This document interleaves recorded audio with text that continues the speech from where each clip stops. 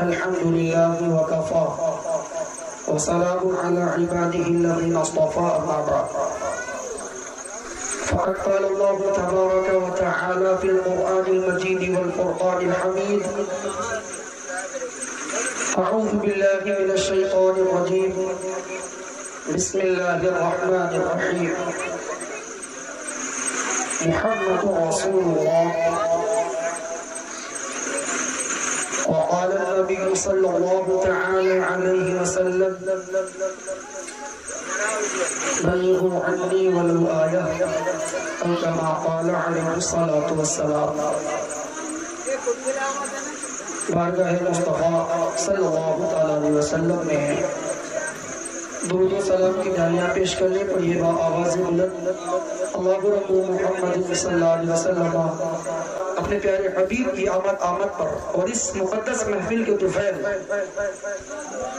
عالم اسلام کے عظیم مجاہد حضرت علامہ قمر غنی عثمانی صاحب اور مفتی سلمان اظہری صاحب کو رہائی عطا فرمائے۔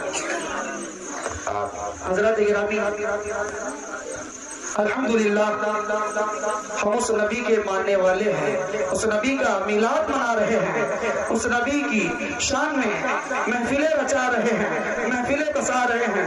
الحمدللہ ہم اس نبی کی شان میں محفل کرتے ہیں، الحمدللہ ہم اس نبی کا میلاد منا رہے ہیں کہ جو نبی انگلی کا اشارہ کر دے تو آسمان میں چاند کے 2 ٹکڑے ہو جایا کرتے ہیں۔ الحمدللہ ہم اس نبی کا میلاد منا رہے ہیں کہ جو آپ انگلی کا اشارہ کر دے تو ڈوبا ہوا سورج واپس آ جاتا ہے۔ الحمدللہ ہم اس نبی کا میلاد منا رہے ہیں کہ جو درختوں کو، پیڑوں کو حکم کر دے تو اپنی جو سمیت آ کر سجدے میں آ جاتے ہیں اور گواہی دیتے ہیں اشہد ان لا الہ الا اللہ وحدہ لا شریک لہ واشہد ان محمدا عبدہ ورسولہ بحمدہ تعالی ثم الحمدللہ۔ ہم اس نبی کا میلاد منا رہے ہیں کہ جو نبی حکم دے دے تو مٹھی میں بند کنکریاں بھی اللہ تبارک و تعالیٰ کی توحید کے نغمے گنگنانے لگتی ہیں۔ آپ اپنی اس بستی کا جائزہ لیں، اپنے اپنے گھروں کا جائزہ لیں تو آپ کو محسوس ہوتا ہے کہ ہمارے پاس گھروں میں بنگلہ ہے، گاڑی ہے، پیسے ہیں، بینک بیلنس ہے، لیکن ہمیں سکون نہیں ملتا ہے۔ آخر وجہ کیا ہے؟ اللہ تبارک و تعالیٰ نے دولت دے رکھی ہے، بینک بیلنس ہے، ہمارے پاس اچھی شاندار گاڑی ہے اور بنگلہ ہے، ساری چیزیں ہیں، تمام خوشیاں ہیں، لیکن رات کو نیند نہیں آتی ہے، اس کے لیے ٹیبلٹ کھانی پڑتی ہے۔ اس کی وجہ کیا ہے؟ سنو تمہیں سکون نہ کسی بڑی گاڑی سے ملے گا، نہ سکون تمہیں کسی بنگلے سے ملے گا، نہ کسی بینک بیلنس سے ملے گا۔ اگر سکون چاہتے ہو تو سنو، اگر تم نے افریقہ کا چکر لگایا ہے تو لگاتے رہو، کیونکہ سکون اس میں نہیں ہے۔ کوئی اگر افریقہ کا چکر لگاتا ہے تو لگاتا رہے، امریکہ کا چکر لگاتا ہے لگاتا رہے، تھائی لینڈ کا چکر لگاتا ہے لگاتا رہے، انگلینڈ کا چکر لگاتا ہے لگاتا رہے۔ کہنے والا کہتا ہے کہ میں نے امریکہ کا چکر لگایا اور ساری سویدھاؤں کو کوشش کی اپنایا لیکن سکون نہ ملا۔ میں نے افریقہ کا چکر لگایا، مجھے سکون نہ ملا۔ میں نے انگلینڈ، تھائی لینڈ کا چکر لگایا، مجھے سکون نہ ملا۔ تو سکون ملے گا کہاں؟ تو میں تجھ سے کہتا ہوں پگلے، اگر تو تھائی لینڈ نہ جا، امریکہ نہ جا، اگر سکون چاہتا ہے رب کریم کے قرآن کو کھول لے، پاک صاف ہو کر وضو بنا کر رب کریم کے کلام کو کھول لے، 2-3 آیتیں تلاوت کر لے، تجھے سکون بھی مل جائے گا۔ سبب نعرہ تکبیر، نعرہ رسالت، مسلک اعلیٰ حضرت اصلاح معاشرہ کانفرنس، نعرہ تکبیر، نعرہ رسالت۔ اگر آپ حضرات غور کریں تو ماہ رمضان سے ابھی تک ہمارے گھروں میں قرآن نہیں کھلا ہوگا۔ ہم نے ادب میں، احترام میں، غلاف کے اندر ہو اتنی اونچے رکھ دیا کہ ہمارا ہاتھ نہیں پہنچتا ہے۔ اور ہمارا قرآن کب کھلے گا؟ جب رمضان کا مہینہ آئے گا۔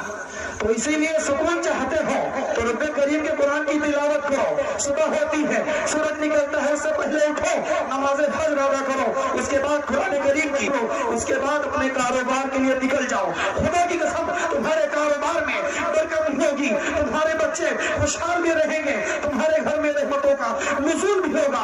लेकिन अफसोस की बात यह है कि हमने कुरान को बालाए ताक रख दिया है। हम जरूरत नहीं समझते हैं कुरान करीम की तिलावत की। आज हमने कुरान की जरूरत समझी है सिर्फ तीजे में पढ़ने के लिए, कुरान करीम की जरूरत समझी है सिर्फ 40 में पढ़ने के लिए। आज हमने कुरान करीम की जरूरत समझी है तावीज़ बनाने के लिए, झाड़ फूक के लिए, बल्कि आज हमने जरूरत अपनी जरूरत के लिए समझी है। लेकिन कुरान न तावीज़ के लिए आया था, न कुरान दवा के लिए आया था, न कुरान तावीज़ के लिए आया था, न कुरान तीजे 40वें के लिए आया था, न कुरान कुरान खानी के लिए आया था, बल्कि कुरान तो इंसान की हिदायत के लिए आया था कि अगर तू गुमराह होता है, अगर तुझे कोई चीज परेशान करती है, कुरान करीम खोल कर बैठ जाना, तेरे दिल को सुकून मिल जाएगा। अगर तू ज़िना की तरफ भागता है, कुरान करीम खोलेगा, कुरान रहनुमाई करता हुआ नजर आता है। कुरान कहता है वला तक़रबू ज़िना, ज़िना के करीब मत जा। अगर तू मौत से गाफिल है, दुनिया में पड़ जाता है, दुनिया की मानियों में ऐशो इशरत में मशगूल है,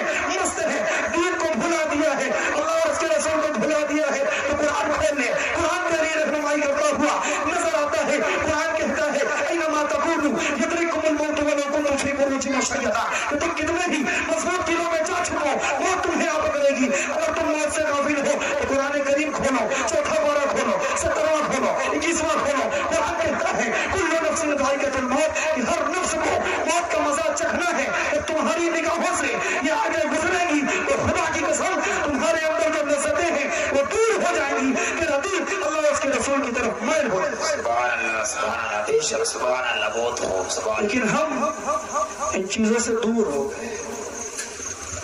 अब एक और बात आती है कि यार हम कामयाब नहीं हैं, हमारे पास बैंक बैलेंस है, हमारे पास अच्छी गाड़ियां हैं, हमारे पास हमारे बच्चे अच्छे स्कूल में पढ़ते हैं, सरकारी जॉब है, तमाम तरह की सहूलियात सुविधाएं अवेलेबल है, उपलब्ध है। उसके बावजूद हमें सुकून क्यों नहीं मिलता है, कामयाबी क्यों नहीं मिलती है?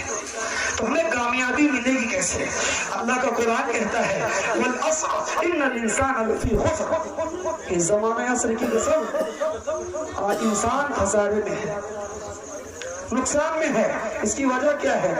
पूछा आलम तसव्वुर में, पूछा मालिक मेरे पास बंगला है लेकिन कामयाबी नहीं मिलती है, कामयाब कैसे होंगे?